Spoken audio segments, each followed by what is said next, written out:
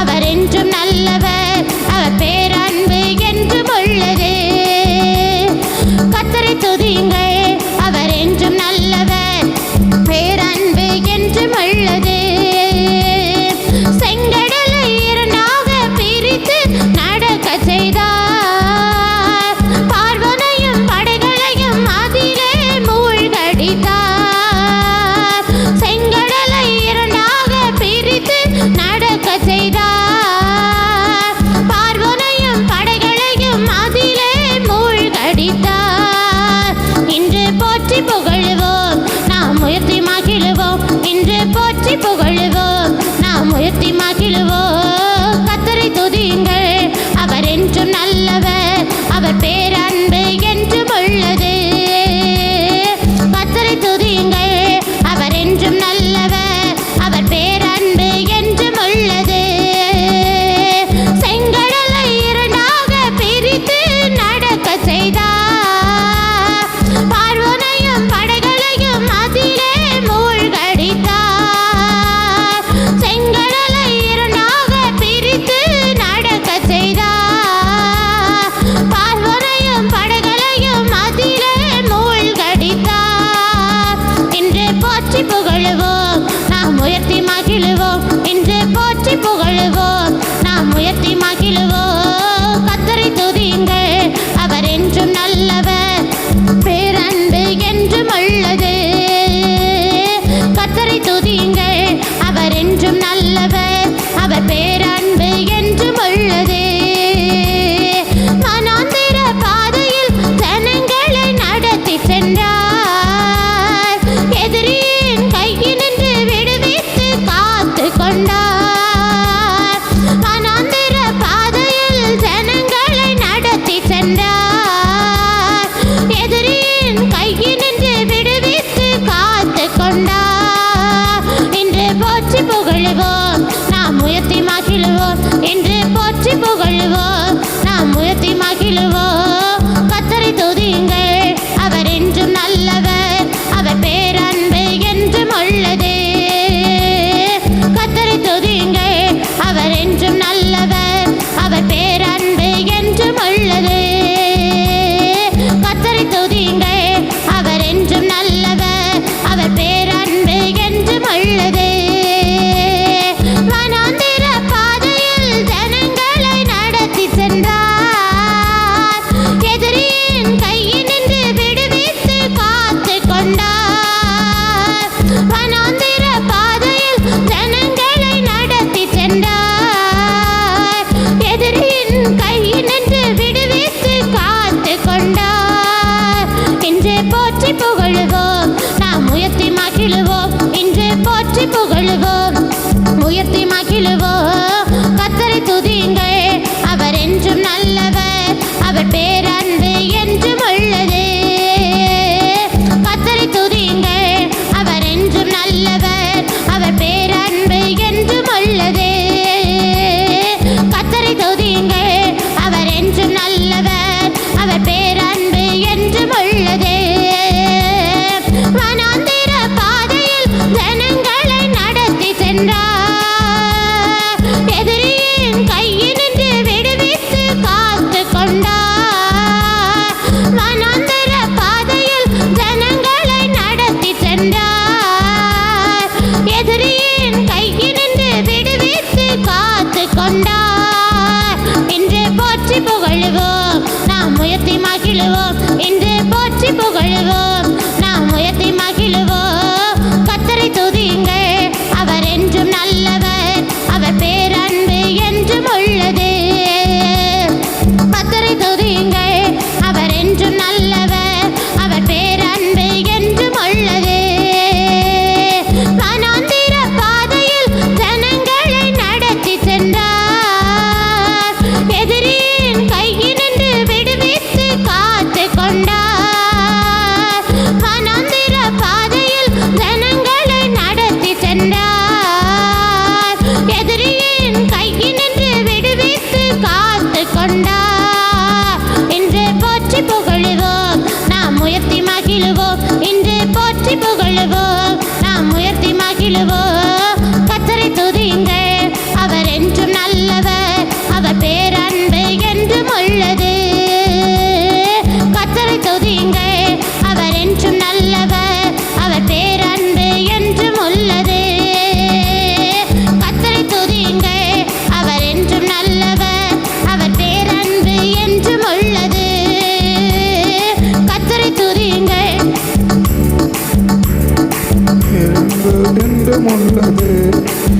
பகலை ஆள்வதற்கு சந்திரனை உருவாக்கினார்.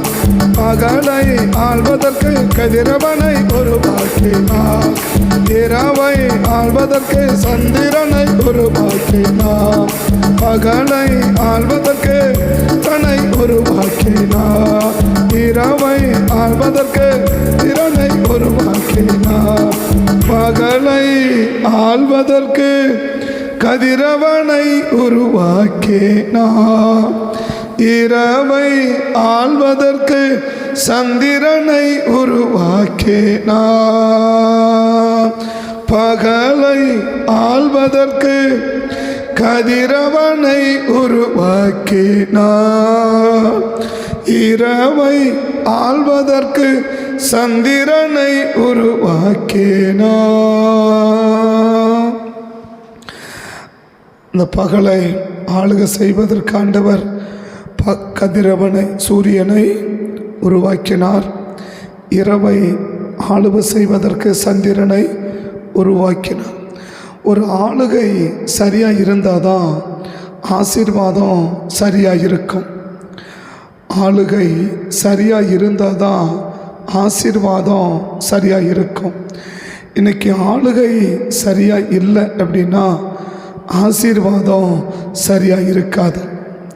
இன்றைக்கி ஏன் அநேகருடைய ஆசீர்வாதம் சரியாக இல்லை அப்படின்னா ஆளுகை சரியாக இல்லை, ஆளுகை சரியாக இல்லை, அதனால் ஆசீர்வாதம் சரியாக இல்லை.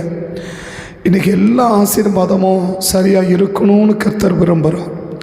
நம்முடைய எல்லா ஆசீர்வாதங்களும் சரியாக இருக்கணும் அப்படின்னு.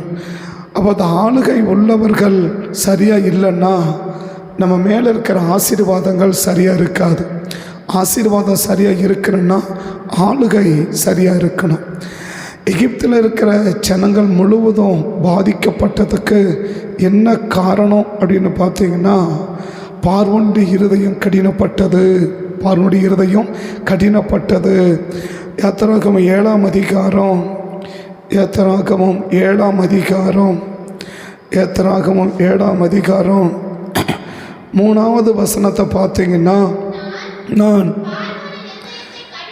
பார்வோனுடைய இருதயத்தை கடினப்படுத்தி எகிப்து தேசத்தில் என் அடையாளங்களையும் என் அற்புதங்களையும் மிகுதியாய் நடப்பிப்பேன் அப்படின்னு சொல்லிட்டு அவர் செஞ்ச முதல் காரியம் என்ன அப்படின்னா, அந்த தண்ணி பூரா என்னவா மாறுச்சு, இரத்தமாக மாறுச்சு, இரத்தமாக மாறுச்சு. எதனால் ஜனங்களுடைய இருதயம் பிரச்சனை இல்லை, யாருடைய இருதயம் கடினப்பட்டது? 3 வசனம் திரும்ப வாசி. இப்போ ஆண்டவர் என்ன சொல்லணும்? ஜனங்களுடைய இருதயத்தை கடினப்படுத்தி ஜனங்களை என்ன செய்வேன், வாதிக்குவேன், ஜனங்களை பாதிப்படைய செய்வேன் அப்படின்னு தான் ஆண்டவர் சொல்லணும். ஆனால் என்ன சொல்கிறாரு, நான் பார்வோனுடைய இருதயத்தை என்ன செய்வேன், கடினப்படுத்தி ஜனங்களை என்ன செய்வேன், வாதையினால் என்ன பண்ணுவேன், வாதிப்பேன் அப்படின்னு சொல்கிறார் இல்லையா? என்ன வாதையினால் என்ன செய்வேன், வாதிப்பேன்னு சொல்கிறார். வாதையினால் வாதிப்பேன் அப்படின்னு சொல்கிறார். அப்போ இன்றைக்கி ஜனங்கள் பாதிக்கப்படுவதற்கு, குடும்பம் பாதிக்கப்படுவதற்கு, பிள்ளைகள் பாதிக்கப்படுவதற்கு காரணம் யார் அப்படின்னா அந்த குடும்பத்தினுடைய தலைவர், இல்லை அந்த குடும்பத்தை ஆளுகை செய்கிறவர். அந்த குடும்பத்தை ஆளுகை செய்கிறவர், தலைவர் சரியாக இருந்தால் அந்த குடும்பத்தினுடைய ஆசீர்வாதம் எல்லாமே சரியாக இருக்கும். இந்த காலையில் கர்த்தர் என்ன விரும்புகிறார், உனக்கு எல்லா விதமான ஆசீர்வாதத்தையும் சரியாக கொடுக்கணும்னு விரும்புகிறார். எல்லா விதமான ஆசீர்வாதத்தையும் சரியாய் கொடுக்கணும், எல்லா விதமான ஆசீர்வாதத்தையும் சரியாய் கொடுக்கணும்னு விரும்புகிறார். என்ன கொடுக்கணும், எல்லா விதமான ஆசீர்வாதத்தையும் சரியாய் கொடுக்கணும் அப்படின்னு கர்த்தர் விரும்புகிறார். இந்த எல்லா விதமான ஆசீர்வாதமும் சரியாய் நமக்கு கிடைக்கணும் அப்படின்னா நம்ம மேலே ஆளுகை செய்கிறவர்கள் சரியானவர்களாக இருக்கணும். நம்ம மேலே ஆளுகை செய்கிறவர்கள் சரியானவர்களாக இல்லாத பட்சத்தில் நம்ம கீழே இருக்கிற இல்லை நம்ம கையில் கொடுக்கப்படுகிற பிள்ளைகள், மனைவி, இவங்க எல்லாருமே பேர பிள்ளைகள், இந்த தலைமுறை முழுவதும் என்ன செய்யணும்னு சொன்னால் ஒரு கடுமையான பாதிப்பை சந்திக்கும், இல்லை ஒரு பயங்கரமான பாதிப்பை சந்திக்கும். இன்றைக்கி ஒரு குடும்பம் கடுமையான பாதிப்பை சந்திக்கிறது, ஒரு பிள்ளைகள் கடுமையான பாதிப்பை சந்திக்கிறார்கள். அந்த குடும்பத்தில் இருக்கிற நபர்கள் ஒரு கடுமையான பாதிப்பு, ஒரு சாதாரண பாதிப்பு இல்லை, ஒரு கடுமையான பாதிப்பை சந்திக்கிறாங்கன்னா நீங்கள் நல்லா கவனித்து பாருங்கள். அவங்க மேலே ஆளுகை செய்கிறவர்கள், இல்லை அவர்களை நடத்துகிறவர்கள் ஒரு சரியான நபராக இல்லை அப்படின்னா நிச்சயமாக அவர்கள் எப்பேற்பட்ட திறமசாலியாக இருந்தாலும், எப்பேற்பட்ட வல்லமை பெற்றவர்களாக இருந்தாலும், எப்பேற்பட்ட அறிவுள்ளவர்களாக இருந்தாலும், எவ்வளவு படித்தவங்களாக இருந்தாலும், எவ்வளவு புத்தி உள்ளவங்களாக இருந்தாலும், எவ்வளவு ஞானமுள்ளவர்களாக இருந்தாலும் அவன் என்ன செய்ய முடியும் அப்படின்னா 100% என்ன செய்ய முடியும்? பாதிக்கப்பட முடியும். சாதாரண பாதிப்பு இல்லை, கடுமையான பாதிப்பு. இந்த 10 வாதைகளுக்கு பின்னாடி இருக்கிறது எது அப்படின்னு பார்த்தீங்கன்னா பார்வோனுடைய இருதயம் கடினப்பட்டது. பார்வோனுடைய இருதயம் கடினப்பட்டது. இப்போ இந்த முதல் கவனிச்சோம் இல்லையா, 8ஆம் அதிகாரத்தோட ஒரு 3 வசனத்தை மட்டும் சொல்கிறேன், அதுக்கு மேற்பட்டு சொல்வதற்கு நேரங்கள் இல்லை.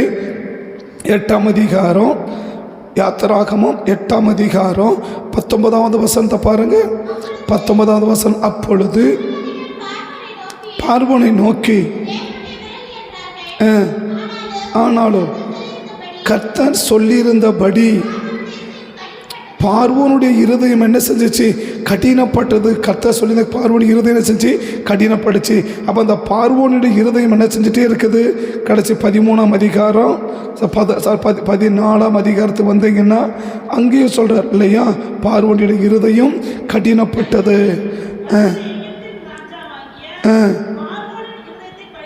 கடினப்படுத்தினார்.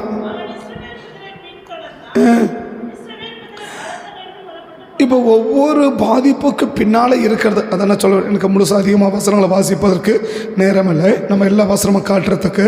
இப்போ இந்த 10 வாதைகள் நமக்கு தெரியும் எங்கே நடந்தது? எகிப்து தேசத்தில் அந்த எகிப்திற்கு மேலே வந்த 10 வாதைகள் இல்லையா? எகிப்தில் இருக்கிற எகிப்தியருக்கு மேலே என்ன வந்துச்சு? 10 விதமான வாதைகள் வந்துச்சு இல்லையா? கடந்த வாரத்துக்கு முன்னாடி வர அந்த 10 வாதைகளுக்கு நம்ம என்ன செஞ்சோம்? ஜெபிச்சோம். அந்த 10 வாதைகளும் 10 விதமான ஆவிகள் என்று சொல்லி அந்த ஆவிகளுக்கெல்லாம் நம்ம என்ன செஞ்சோம்? நம்ம ஜெபிச்சோம். அப்போ என்ன சொல்கிறேன்னா, இந்த எகிப்தியருக்கு மேலே இந்த 10 விதமான வாதைகளும் எப்போ வந்துச்சுன்னா பார்வோனுடைய இருதயம் சாதாரணமாக இருக்கும்போது எகிப்திற்கு ஜனங்கள் யாருமே என்ன செய்யலை? யாருமே பாதிக்கப்படலை. யாருமே பாதிக்கப்படலை. பார்வோன் தான், கெட்டவன் தான். ஆனால் இருதயம் சரியாக இருக்கிற வரைக்கும் எகிப்தில் இருக்கிற எகிப்தியருடைய ஜனங்கள், ஏன்னா அந்த எகிப்தியர் ஆளுகிறது யாரு? இந்த பார்வோன். இந்த பார்வோன் சரியாக இருக்கிற வரைக்கும் அந்த எகிப்தில் அவன் கையில் கொடுக்கப்பட்டிருக்கிற அத்தனை பிள்ளைகளும் எப்படி இருந்தாங்கன்னா ஒரு ஆசீர்வாதமாக இருந்தாங்களே தவிர, நன்மையாக இருந்தாங்களே தவிர, பிரயோஜனமாக இருந்தாங்களே தவிர நல்லா இருந்தாங்க. எல்லா விதமான ஆசீர்வாதத்தோடு கூட எப்படி இருந்தாங்க? நல்லா இருந்தாங்க. அப்படிதான் கர்த்தர் வச்சிருந்தார். யாரை வச்சிருந்தார்? அந்த ஜனங்களை வச்சிருந்தார். அப்ப அந்த ஜனங்கள் ஆஸ்வதிக்கப்படுவதற்கு காரணமாக இருந்தவன் யாரு? எகிப்தில் இருக்கிற இஸ்ரவேல் சொல்லல, எகிப்தில் இருக்கிற எகிப்தியர்கள் ஆசீர்வாதமாக இருப்பதற்கு காரணம் யாரு? பார்வோன் இல்லையா? அந்த பார்வோன் எப்படி இருந்தான்? ஆரம்பத்தில் பார்வோன் எப்படி இருந்தான்? நல்லா இருந்தான் இல்லையா? இந்த 7ஆம் அதிகாரத்துக்கு முன்னாடியெல்லாம் ஆண்டவர் அந்த வேதத்தில் பார்வோனுடைய இருதயம் கடினப்பட்டது, பார்வோனுடைய இருதயம் கடினப்பட்டது, பார்வோனுடைய இருதயம் கடினப்பட்டது அப்படின்னு என்ன செய்ய முடியாதுன்னா பார்க்க முடியாது. எங்கே? 7ஆம் அதிகாரத்துக்கு முன்னாடி எங்கே செய்ய முடியாது? நீங்கள் அப்படி பார்க்க முடியாது. அப்படின்னா யாத்திராகமம் முதல் பகுதியில் தான் என்னத்தை பார்க்க முடியுது? பார்வோனுடைய இருதயம் கடினப்பட்டது, பார்வோனின் இருதயம் அந்த கடினப்படுதோ அப்போ ஒரு பாதிப்பு. எப்போ அவன் கடினப்படுறானோ அப்போ ஒரு பாதிப்பு. எப்போ கடினப்படுறானோ அப்போ ஒரு பாதிப்பு. அப்போ கடைசி தலைச்சம் பிள்ளைகள் வரைக்கும் சங்கரிக்கப்படுவதற்கு எது காரணமாக இருந்துச்சு? சரி, எகிப்தில் இருக்கிற எகிப்தினுடைய தலைச்சம் பிள்ளைகள், ஆடு மாடு, ஸோ பிள்ளைகள் வரைக்கும் அந்த தலைச்சம் பிள்ளைகள் பாதிக்கப்படுவதற்கு எது காரணமாக இருந்துச்சு? அவனுடைய கடின இருதயம். அப்போ நம்ம மேலே ஆளுகை செய்கிறவர்கள் ஒரு கடினமான இருதயம் உள்ளவர்களாக இருந்தால், எப்போ கடினமான? கர்த்தர் சொல்லுகிறதை அப்படியே ஏற்றுக்கொள்ளாமல், அப்படியே நடைமுறைப்படுத்தாமல், அதை குறித்து ஒரு உணர்வு இல்லாமல் கடின இருதயம் உள்ளவர்களாக இருந்தால் உன்னுடைய குடும்பம் 100% பாதிக்கும். உன் பிள்ளைகள் 100% பாதிக்கப்படுவார்கள். உன் மனைவி 100% பாதிக்கப்படுவாங்க. உன் கையில் கொடுக்கப்பட்ட பேரப்பிள்ளைகள் அத்தனை பேரும், ஏன் உன் கையில் கொடுக்கப்படுகிற ஆடு மாடு மிருக ஜீவன்கள் வரைக்கும் என்ன செய்யும்னா பாதிக்கப்படும். எப்போ இந்த 10 வாதியம் பார்த்தீங்கன்னா என்ன இருக்கும்? விவசாயங்கள் அழிக்கப்படுமா? வீடு பாதிக்கப்படுமா? ஆடு மாடு பாதிக்கப்படுமா? பாதிக்கப்படும். கணவன் பாதிக்கப்படுவாங்க. அந்த வீட்டில் தலைச்சம்பளங்க பாதிக்கப்படுமா? பாதிக்கப்படுவாங்க. ஸோ ஒட்டுமொத்த பாதிப்பு எல்லா விதங்களிலும் ஒரு கடுமையான பாதிப்பை எப்போ சந்திப்பாங்கன்னு சொன்னால் அந்த இருதயம் கடினப்படுகிற போது தான். அப்போ நம்ம மேலே ஆளுகை செய்கள் யாராக இருக்கக்கூடாது? ஒரு கடினமானவர்களாக இருக்கக்கூடாது, ஒரு கடினமுள்ள ஆளுகளாக இருக்கக்கூடாது, இருதயத்தை கடினப்படுத்துகிறவங்களாக இருக்கக்கூடாது. இப்போ நான் இருக்கிறேன்னா நான் ஒரு கடினமான, அதாவது என் இருதயம் கர்த்தர் சொல்றதுக்கு ஏற்றுக்கொள்ளாம என் இருதயத்தை கடினப்படுத்தினா அதை உள்ளேயே வாங்கறதில்லை. எதை கர்த்தர் நமக்கு சொல்றத என்ன செய்யறதே இல்லை, காதுல வாங்கறதே இல்லை, அது மனசுல ஏத்துக்கிறதே இல்லை, அதன்படி நடக்கிறதே இல்லை. அவனுக்கு என்ன தோணுதோ அதை அவன் செஞ்சுட்டே போற நபரா இருந்தா, என் குடும்பத்தில் இருக்கிற என் கையில கொடுக்கப்பட்டிருக்கிற யாதெல்லாம் கொடுக்கப்பட்டிருக்கிறாங்களோ, எதெல்லாம் கொடுக்கப்பட்டிருக்குதோ அத்தனை பேரும் 100% பாதிக்கப்படுவார்கள். பட் அதே இடத்துல போய் காட்டுறேன். அப்போ நம்ம யாரும் இருக்கக்கூடாது? பார்வோனுடைய இருதயம் எப்பெல்லாம் கடினப்பட்டுச்சோ அப்போதெல்லாம் பார்வோன் மட்டும் பாதிக்கப்படலை. பாதிக்கப்பட்டது யாரு? பார்வோன் கையில் கொடுக்கப்பட்ட அவன் ஆளுகைக்கு உட்பட்டிருக்கிற அத்தனை பேரும் பாதிக்கப்பட்டார்கள். அத்தனை பேர் என்ன செஞ்சாங்க? பார்வோன் மட்டுமல்ல, இல்லையா? பார்வோன் மட்டுமல்ல, பார்வோன் கையில் கொடுக்கப்பட்டிருக்கிற அத்தனை பேர் என்ன செஞ்சாங்க? பாதிக்கப்பட்டாங்க. இன்னொரு சின்ன காலத்தை கூட நீங்கள் கவனிச்சுக்கோங்க.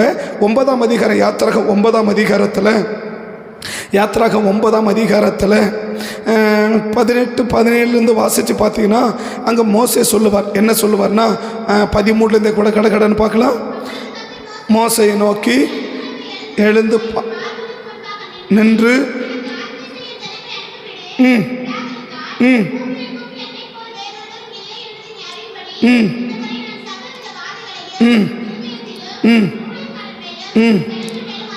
யார் இப்போ யாருடைய இருதயம் யார் தப்பு பண்ணா யார் மேலே பாதிப்பு? திரும்ப நல்ல வாசி இல்லை முதல்ல. அப்பொழுது கர்த்தர் மோசையை நோக்கி அதிகாலமே எழுந்திருந்து போய் பார்வோனுக்கு முன்பாக நின்று எனக்கு ஆராதனை செய்ய ஜனங்களை அனுப்பிவிடு. இப்போ நான் சொல்கிறத கேட்டு நீ அதுபடி செய்யலைன்னா அப்படி எடுத்துக்கோ. நான் சொல்கிறத கேட்டு நீ அதன்படி செய்யலை அப்படின்னா அடுத்த வார்த்தை, பூமி எங்கும் நீ அறியும்படிக்கு இந்த முறை சகலவிதமான வாதைகளையும் உன் இருதயத்திலும் உன் ஊழியக்காரர் மேலும் உன் ஜனங்கள் மேலே என்ன செய்வேன்? இப்போ யாரால பாதிக்கப்படுறாங்க?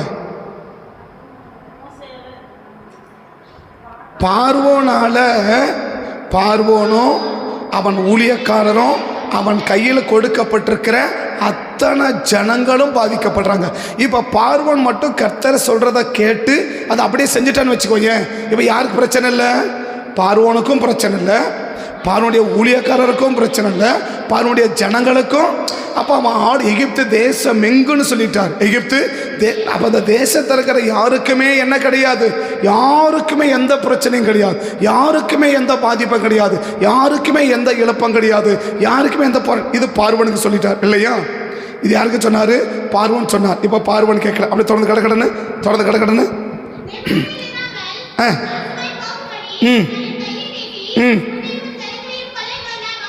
கொள்ளை நோயால் பாதிப்பேன்.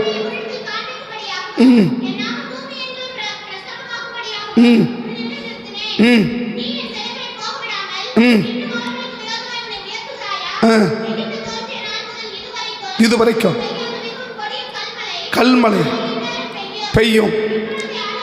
இப்போதே ஆள் அனுப்பி சேர்த்துக்கொள். வீட்டிலே சேர்த்து கொள்ளப்படாத வெளியில் இருக்கிற ஒவ்வொரு மனிதனும் மிருகமும் செத்து போகத்தக்கதாய் கல்மழை பெய்யும் என்றது சொல்லுகிறார். சொல் என்றார். பயப்பட்டானோ? நல்ல நல்ல திரும்ப அந்த வசனம். ஊழியக்காரர் பயப்பட்டானோ? வேலைக்காரரையும் மிருக ஜீவன்களையும் பண்ணினான். மதிக்காம போனானோ? வேலைக்காரரையும் வெளியே விட்டு விட்டான். நோக்கி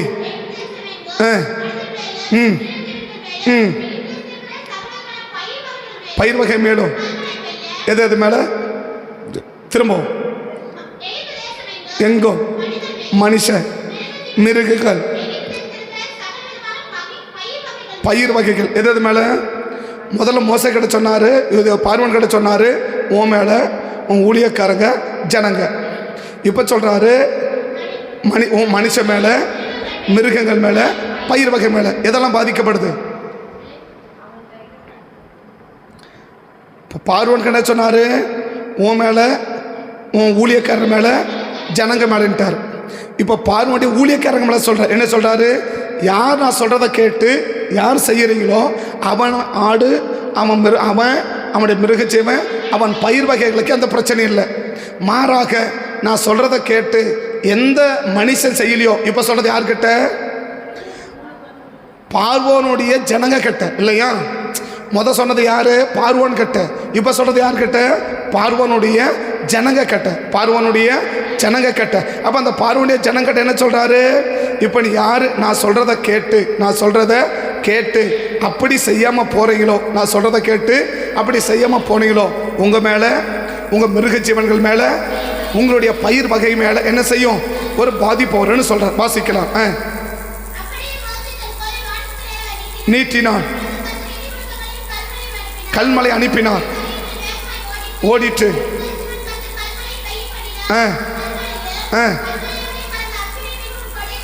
இருந்தது. இல்லை.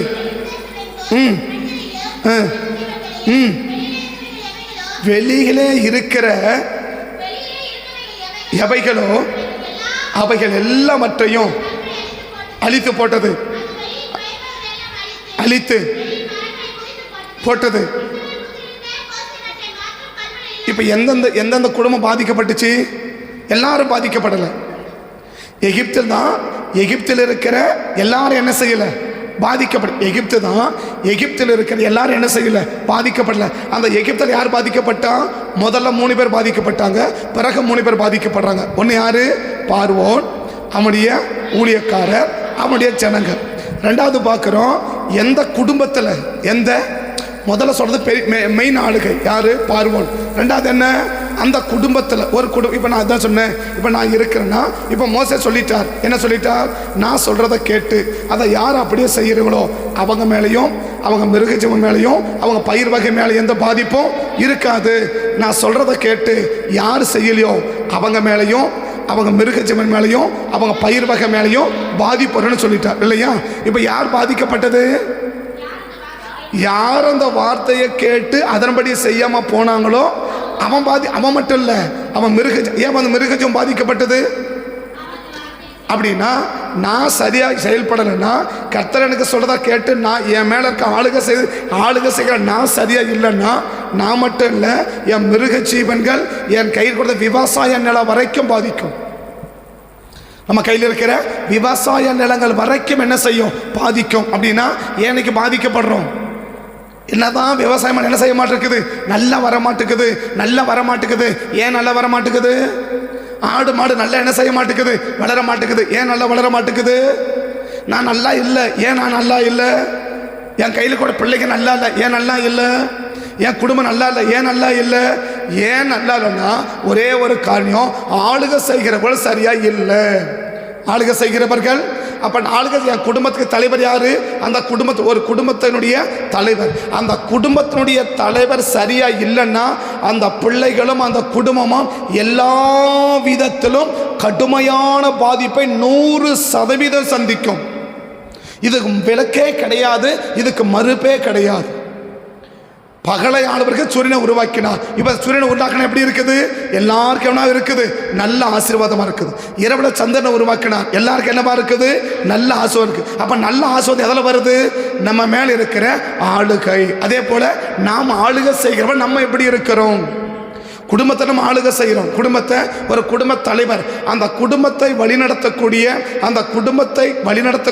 தலைவர், அந்த குடும்பத்தை ஆளுகை செய்கிற தலைவர் சரியா இல்லைன்னா அந்த அவர் கையில் கொடுக்கப்பட்டிருக்கிற அத்தனையும், எது? அவருடைய மனைவி, அவருடைய பிள்ளைகள், விவசாயங்கள், மிருக ஜீவன்கள் அத்தனையும் அவருக்கு என்னென்ன இருக்குதோ 100% பாதிக்கப்படும். இதுக்கு விலக்கே கிடையாது, இதுக்கு விதி விலக்கே கிடையாது. நீ 100% ஆஸ்வதிக்கப்படணும்னா ஒன்று செய். ஸோ அது பார்வனாலும் சரி அதே பாதிப்பு தான் இல்லையா? ஒரு தனிப்பட்ட குடும்பம் இருந்தாலும் சரி அதே பாதிப்பு தான். அதே இடத்துல மோசே சொன்னதை கேட்டு ஓகே சொல்கிறேன், நம்ம என்ன செய்யலாம்? நம்ம செய்யலாம். ஒரு சிலர் என்ன செஞ்சான்? வெளியே ஆள் அனுப்பினான், மிருக ஜீவத்தெல்லாம் கூட்டிகிட்டு வந்துட்டான், விளையாட்டெல்லாம் கூட்டிகிட்டு வந்துட்டான். அவனுக்கும் அவன் குடும்பத்துக்கு எந்த பாதிப்புமே இல்லை. ஆனால் அதே இடத்துல அவன் என்ன சொல்கிறது, நான் என்ன கேட்கறது? அப்படி அவன் திக்குவாய், அவன் மந்தனா ஒரு திக்குவாயின்னு சொல்லி நம்ம கேட்கறதா அப்படின்னு சொல்லி மோசே சொன்னதை யார் கேட்டு செய்யாமல் விட்டானோ அவனும் பாதிக்கப்பட்டான், அவன் மனைவி பாதிக்கப்பட்டான், அவன் பிள்ளைங்க பாதிக்கப்பட்டுச்சு, அவன் மிருகஜீவன் பாதிக்கப்பட்டுச்சு, அவன் விவசாயம் பாதிக்கப்பட்டுச்சு. அவன் கையில் என்னென்ன கொடுக்கப்பட்டதோ, அவனுக்கு சம்பந்தமானது என்னென்ன இருக்குதோ அத்தனையும் 100% பாதிக்கப்பட்டது. எதனால இந்த ஆடு பாதிக்கப்பட்டது? எதனால? அவனுடைய எஜமானால இல்லையா? இந்த மாடு பாதிக்கப்பட்டது எதனால? அவனுடைய எஜமானால. அந்த விவசாயம் பாதிக்கப்பட்டது எதனால? அவன் எஜமானால. அவன் மனைவி பாதிக்கப்பட்டது யாரால? அவனுடைய கணவனால. கணவன் பாதிக்கப்பட்டது யாரால? அவனுடைய மனைவியால. ஒருவேளை குடும்பத்தை ஆளுகை செய்கிறவர்கள், அது கணவனாக இருக்கலாம், மனைவியாக இருக்கலாம், எனிபடி யார் வேணா இருக்கலாம். ஆனால் ஆளுகை செய்கிறவர்கள் சரியான விதத்தில் இல்லைன்னா அவர்கள் 100% கடுமையான பாதிப்பை சந்திக்கிறது உறுதி என்பதை இந்த வேதம் சுட்டி காட்டுது. பார்வோனும் அவன் ஊழியக்காரன் இல்லையா? எதில் ஆரம்பிச்சு எது போய் முடிஞ்சிச்சு? தலைச்சம்புள்ள வரைக்கும் போயிடுச்சு, மரணம் வரைக்கும் கொண்டு போய் விட்டுடுச்சு. அந்த பாதிப்பு அங்கே போயிடுச்சு. எகிப்தில் முதல்ல மீன் செத்துச்சு இல்லையா? ஆரம்பிச்சதும் சாவு, முடிஞ்சதும் சாவு. முதல் பாதை எந்த பாதை? எகிப்தின் தண்ணி என்ன நதி, நைல் நதி என்னவா மாறிச்சு? முதல் வாதம் என்ன வாதம்? எகிப்துடைய நைல் நதி தண்ணியா மாறிச்சு. கடைசி வாதம் என்ன வாதம்? எகிப்துடைய தலைச்சன் பள்ளிகள்லாம் செத்துச்சு. முதல்ல மீன் செத்துச்சு, கடைசி ஆளு செத்துச்சு. ஆரம்பிச்ச வாதை எங்க கொண்டு போய் நிறுத்துச்சு? மரணத்தில் கொண்டு போய் நிறுத்துச்சு. உன் இருதயம் கடினப்படுமானால் உன் ஆளுகை சரியானபடிக்கு ஆளுகை செய்கிறவன் சரியா இல்லைன்னா குடும்பத்தை எங்க கொண்டு போய் நிறுத்தும் தெரியுமா? கடைசியா மரணத்தில் கொண்டு போய் நிறுத்தும். பார்வோன் வாதம் எங்க ஆரம்பிச்சிச்சு? ஏன்னா புரியலையா? பார்வோனுக்கு எகிப்தில் முதல் பாதம் எங்கே ஆரம்பிச்சிச்சு? இருதயம் கடினப்பட்டுச்சு இல்லையா? முதல்ல தண்ணி தான் செத்துச்சு, தண்ணி தான் கெட்டுச்சு. கடைசி குடும்பமே கெட்டு போச்சு, மொத்த பிள்ளையும் செத்து போச்சு. எல்லா வீட்லையும் என்ன ஓடுது? மரண ஓலம் கேட்குது எல்லா வீட்லேயும். அப்போ அந்த பிரச்சனை எங்கே போய் நிப்பாட்டின? கடைசியா மரணத்தில் கொண்டு போய் நிப்பாட்டும். மரணத்தில் கொண்டு போய் இருதயம் சரியில்லாமல் போக போக போக சொல்கிறத கேட்காத போக 10 முறை சொன்னார். ஒரு முறையான கேட்டேன்னா ஒரு முறைக்கு 10 முறை சொன்னாரா? செய்யாதப்பா, இதை செய்யப்பா, ஆராதனைக்கு அனுப்பப்பா, ஆராதனைக்கு போப்பா, ஆராதனைக்கு அனுப்பப்பான்னார் இல்லையா? 10 முறை சொன்னார். கேட்டையா? கேட்கல. கடைசி பண்ணி நினச்சி மரணத்தில் போக முடிஞ்சிச்சு. ஆரம்பத்தில் சாதாரண பிரச்சனை ஆரம்பிக்கும், அது எங்கே போய் நிற்கும் தெரியுமா? மரணத்தில் போய் நிற்கும். அப்போ அந்த அளவுக்கு பாதிக்கப்படாமல் இருக்கணும்னா நம்ம மேலே ஆளுகை செய்கிற எப்படி இருக்கணும்? சரியாக இருக்கணும். நம்ம சரியான ஆளுகை செய்கிறவன் கீழே இருந்துட்டோன்னா நான் 100% என்ன செய்வேன்? ஆஸ்வதிக்கப்படுவேன். 128 சங்கீதம் 1, 2, 3 வேகமாக அவசியம் முடிச்சிடுறேன். 128 சங்கீதம். கர்த்தருக்கு பயந்து நடக்கிறவர்கள் எவர்களோ, அப்படியா? கர்த்தருக்கு பயந்து அவர் வழிகளில் நடக்கிறவர்கள் எவர்களோ, அப்படியா? எப்படி? கர்த்தருக்கு பயந்து அவர் வழிகளில் நடக்கிறவன் எவனோ அவன் பாக்கியவான், அவன் சாப்பிடுவான், அவனுக்கு அவனுடைய மனைவி இருப்பான். கடைசி வசனம் இஸ்ரவேலுக்கு உண்டான சமாதானத்தையும். இப்போ இங்கேயும் பின்னாடி ஆசீர்வதிக்கப்படுறாங்க இல்லையா? இங்கே என்ன செய்கிறாங்க? அவன் மனைவி பாதிக்கப்படலை, ஆஸ்வதிக்கப்படுறான். அவன் பிள்ளைகள் ஆஸ்வதிக்கப்படுறாங்க இல்லையா? அவனுடைய பேர பிள்ளைகள் ஆஸ்வதிக்கப்படுறாங்க. அவன் மிருக ஜீவன்கள் எல்லாம் உன் கையின் பிரயாசத்தை. அப்போ என்ன பிரயாசம் கிடைக்குது? நல்ல பிரயாசம் இல்லையா? நல்ல பலன் அவனுக்கு கிடைக்குது. அவன் கையில் கொடுக்கப்பட்ட எல்லாமே அவனுக்கு என்னவா கொடுக்குது? ஒரு நல்ல பலனை கொடுக்குது. இங்கேயும் ஒரு தலைவர் இருக்கிறாரு, அங்கேயும் ஒரு தலைவர் இருக்கிறார் இல்லையா? யாத்திராகம் 10ஆம் அதிகாரம் 14ஆம் அதிகாரம் வரைக்கும் ஒரு தலைவர் இருக்கிறார். ஸோ 28ஆம் சங்கீதத்திலும் ஒரு தலைவர் இருக்கிறார். தலைவர் எப்படிப்பட்டவர்? இப்போ நீங்கள் குடும்பத்தை நடத்துறவங்க, குடும்பத்துக்கு தலைவர்னா நீங்கள் எப்படிப்பட்டவங்க? நீங்கள் குடும்பத்துக்கு தலைவர், நீங்கள் எப்படிப்பட்ட? நம்மளாம் குடும்பத்துக்கு தலைவர்கள் இல்லையா? நம்ம எப்படிப்பட்டவங்க? நம்மளை வச்சு தான் நம்ம பிள்ளைகளையும் நம்ம மனைவியும் நம்ம விவசாயத்தையும் ஆஸ்வதிப்பா. இன்னைக்கு விவசாயம் நஷ்டமாக்குதான காரணம் விவசாயம் அல்ல, மழையோ நெல்லோ புல்லோ கிடையாது. எது? குடும்ப தலைவர் சரியா இல்லை, அதான் பிரச்சனை. ஆடு மாடு சரியா இல்லை, வளரல, நல்ல பெருக்க வரல, நல்ல பால் கறக்க மாட்டேங்குது. ஏன் கறக்க மாட்டா? குடும்பத்தை ஆளுக செய்கிற, குடும்பத்தை நடத்துகிற தலைவர் சரியா இல்லை. எங்கேயோ தப்பு பண்ற, எங்கேயோ மிஸ்டேக் பண்ற. குடும்பத்தை நடத்துகிற தலைவர், குடும்பத்தை ஆளுக செய்கிறவர்கள் சரியா இருந்தா அந்த குடும்பத்தில் இருக்கிற அத்தனையும் ஆசீர்வாதமாக இருக்கும். No doubt. 128 எடுத்துக்காட்டு இல்லையா? அவன் தேவனுக்கு பயந்தான், கர்த்தர் சொன்னது அப்படியே. நான் ஞாயிற்றுக்கிழமை சொன்னேன், அவனுக்கு எப்படி கர்த்தருடைய வழி தெரியும்? கர்த்தர் போதிச்சா அவர் சொன்ன அப்படியே கேட்டாம நடந்தான் இல்லையா? இங்க மோசே சொல்றார், அவன் கேட்டு ஜனங்க என்ன செய்யல? பார்வோன நடக்கல, ஜனங்க நடக்கல. எந்த தலைவர் நடக்காம போனானோ அந்த குடும்பம் எல்லாம் பாதிக்கப்பட்டுச்சு. எந்த குடும்ப தலைவர் செஞ்சானோ அந்த குடும்பம் ஆஸ்வதிக்கப்பட்டுச்சு. இன்னைக்கு குடும்பம் ஆஸ்வதிக்கப்படுவதற்கும் குடும்பம் பாதிக்கப்படுவதற்கு காரணம் யாரு? அந்த குடும்பத்தை நடத்தக்கூடிய ஆளுக செய்கிற தலைவர்கள், ஆளுக செய்கிற தலைவர்கள். அந்த தலைவருடைய இருதயம் கடினப்பட்டு கர்த்தர் என்ன சொன்னாலும் சரி, நீ சொல்லிட்டு கடை செவடங்காதில் சங்கோதனை மாதிரி ஊதிட்டு போ அப்படின்னு சொல்லிட்டு என் இஷ்டத்துக்கு நான் செய்வேன்னா உன் குடும்பம் எல்லா விதத்திலும், காலையில் சபிக்கல, எல்லா விதத்திலும் 100% பாதிப்பை சந்திக்கிறது உறுதி என்பதை யாத்திராகமத்தில் வாசிச்சுக்கோ. நான் சொல்லல, பைபிள் இருக்கு இல்லையா? 128 சங்கீதம் சொன்னாரு, அப்படியே செஞ்சா 100% அந்த குடும்பம் எல்லா விதமான ஆசீர்வாதத்தாலும் ஆஸ்வதிக்கப்பட்டது. இன்னைக்கு எல்லா விதமான ஆஸ்வதிக்கப்படணுமா? எல்லா விதமான பாதிப்பும் சந்திக்கணுமா? நீயே முடிப்பண்ணு. கண்ணு முடி ஜெபம் பண்ணுவோம். எனக்கு நேரம் இல்லை, நான் முடிச்சுட்டு போறேன். தகப்பனே நன்றியோட துதிக்கிறோம், ஆண்டவரே துதிக்கிறோம். பகலை ஆள்வதற்கு சந்திரனை உருவாக்கின தேவன், இரவை ஆள்வதற்கு கதிரவனை உருவாக்கினீங்க. கதிரவனை உருவாக்க ஆளுக செய்யக்கூடியது சரியா இருக்குமானால் ஆசீர்வாதங்கள் சரியாக இருக்கும். ஆளுகை சரியா இல்லைன்னா ஆசீர்வாதங்கள் சரியா இருக்காது என்பதை இந்த காலை வேளையிலே நாங்கள் அறிந்து கொண்டோம், நாங்கள் புரிந்து கொண்டோம். எங்கள் குடும்பம் எல்லா விதத்திலும் நல்ல ஆசீர்வாதத்தை பெறுவதற்கு ஆண்டவரே, குடும்பத்தை நடத்தக்கூடிய, குடும்பத்தை ஆளுகை செய்யக்கூடிய நாங்கள் சரியாக இருந்தாதான் எங்கள் குடும்பத்துக்கு ஒரு சரியான ஆசீர்வாதத்தை கொண்டு வர முடியும்னா இந்த காலையில் அர்ப்பணிக்கிறோம். பார்வோனை போல, பார்வோனுடைய பிரபுக்களை போல நாங்கள் ஆண்டவரை மோசே சொல்றதை கேட்டு எங்கள் இருதயத்தை கடினப்படுத்தி ஏதோ சொல்லிட்டு போ அப்படின்னு காதில் மட்டும் கேட்டுட்டு நாங்கள் விட்டுட்டு போகாம மோசே என்ன சொன்னாரோ அதை அப்படியே கேட்டு செய்வோன்னா இன்னைக்கு எங்களுக்கு கொடுக்கப்பட்ட, எங்களுக்கு சொல்லப்படுகிற வார்த்தைகளையும் வசனங்களையும் நாங்கள் கேட்டு அப்படியே செஞ்சாதான் எங்கள் கையில் கொடுக்கப்பட்டிருக்கிற அத்தனையும் ஆசீர்வாதமாக இருக்குன்னா இந்த காலையில் அர்ப்பணிக்கிறோம். நாங்கள் அப்படியே செய்வோம். ஆண்டவரே, ஆண்டவர் 128 சங்கீதத்தில் அந்த மனுஷன் செஞ்சாரு.